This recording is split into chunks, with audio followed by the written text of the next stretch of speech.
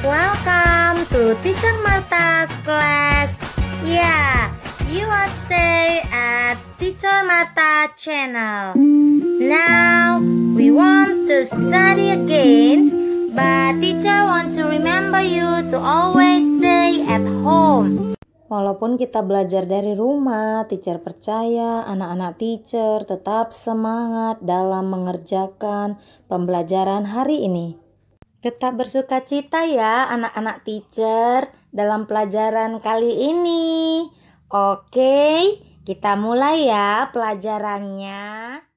Before we start our lesson, we want to pray. Thank you Jesus, thank you God for your blessing today. Now we want to study thematic, so please bless us and guide us so we can understand about the lesson. In the name of Jesus Christ we pray to you. Amen. Oke, hari ini kita akan memulai hari yang baru, pembelajaran yang baru juga. Nah, hari ini kita masuk ke pembelajaran berapa? Ya, benar. Hari ini kita masih di subtema 2. Pembelajaran keberapa yuk?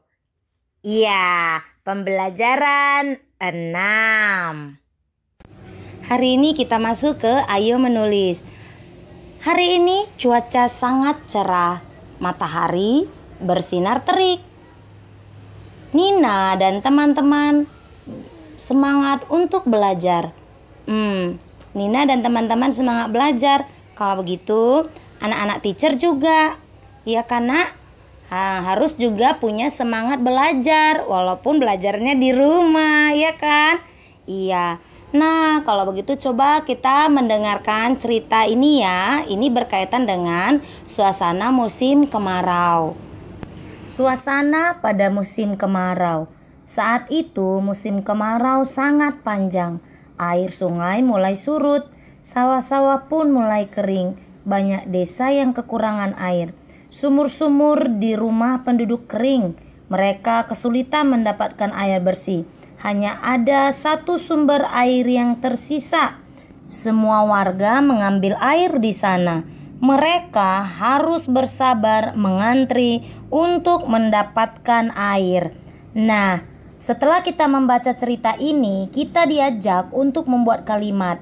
Ingat, kata kunci untuk membuat kalimat ya Nak, harus ada kata apa yuk? Ayo dan mari. Jadi dari cerita kita ini, kita membuat kalimat ajakan. Misalnya, ayo mengambil air di sana. Kita juga bisa membuat kalimat ajakan dengan kata yang lain. Contoh kata tertib. Mari kita tertib saat makan. Hemat. Ayo kita menggunakan air dengan hemat. Dari kata sekolah. Ayo kita rajin sekolah supaya dapat ilmu. Dari kata air. Mari kita gunakan air seperlunya. Saat ini kita akan masuk ke ayo berdiskusi. Nah, di gambar kita bisa melihat Nina dan Deli yang sedang melakukan cuci tangan. Mereka menggunakan air seperlunya. Keran air dimatikan ketika menyabuni tangan. Nah, itulah yang bisa kita lakukan untuk menghemat air. Oke, kalau begitu, apa ya cara lain yang bisa kita lakukan untuk menghemat air? Ini adalah gambar beberapa contoh untuk menghemat air. Nah, kita juga bisa melakukan menghemat air di tempat seperti toilet dengan cara menyiram toilet dengan air secukupnya setelah digunakan. Saat kita mencuci tangan, kita menyalakan keran air pelan-pelan, gak usah airnya itu kencang-kencang, ya kan Nak? Nah, kalau teacher kasih tunjuk gambar ini, bagaimana ya cara menghemat airnya? Ya, cara menghemat airnya dengan mematikan keran air ketika tidak digunakan. Nah, hari ini kita masuk ke Ayo Berhitung. Nah, di saat ini kita mau belajar berhitung dengan cara membandingkan. Ya, setiap benda itu memiliki berat yang berbeda-beda. Makanya kita mau membuat perbandingan antara satu benda dengan benda yang lainnya. Nah, kita akan menggunakan kelereng untuk mengukur berat benda-benda tersebut. Contoh nih, nomor 1 kan ada gambar gunting. Nah, gunting itu ternyata dia 5 kelereng. Kalau kotak pensil setelah diukur, maka kotak pensil itu beratnya sebesar 10 kelereng. Untuk buku 23 kelereng. Untuk selotip 12 kelereng, hektar 8 kelereng. Nah, dari sini kita bisa membandingkan benda yang mana yang paling berat.